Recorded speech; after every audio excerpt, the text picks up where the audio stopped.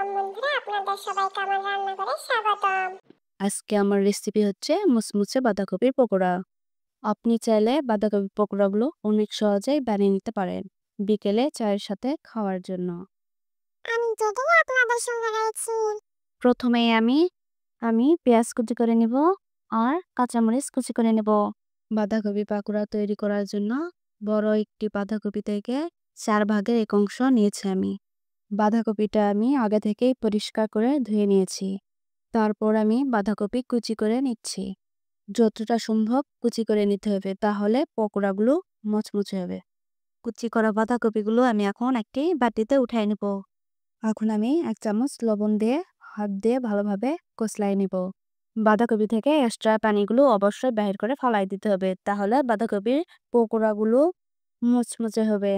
আমি এখানে ছোট এক বাটি চালের গুঁড়ো ব্যবহার করেছি। এখন এখানে আমি দিয়ে দেবো পরিমাণ মতো লবণ, দিয়ে দেবো হলুদের গুঁড়া একটু, দিয়ে দেবো মরিচের গুঁড়ো, এখন একটু দিয়ে দেবো ধনার গুঁড়ো, জিরার গুঁড়ো এবং পেঁয়াজ কুচি। এখন অ্যাড করে দেব কাঁচামরিচ, দিয়ে ভালোভাবে মেখে নিতে হবে। এখানে আমাদের এক্সট্রা পানি ব্যবহার করতে হবে না।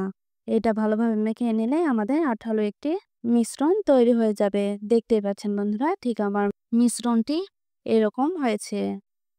পকোড়ার শেপ দেওয়ার জন্য পারফেক্ট। প্রথমে আমি তেলগুলো ভালো করে গরম করে নেব। এখন তেলে আমি এইভাবে দিয়ে দিব সবগুলো। দেখতেই পাচ্ছেন বন্ধুরা, আমি এইভাবে সবগুলো দিয়ে দিয়েছি। এই পর্যায়ে চুলার আঁচটা মিডিয়ামে রেখে পকোড়াগুলো ক্রিস্পি করে ভেজে নিতে হবে। তো আমি একটু পরে এটা উল্টায় দেব। আলতোভাবে সবগুলো পকোড়া উল্টায় দেব। আমি এভাবে সবগুলো উল্টায় দেব। অবশ্যই সময় নিয়ে ভেজে নিতে হবে।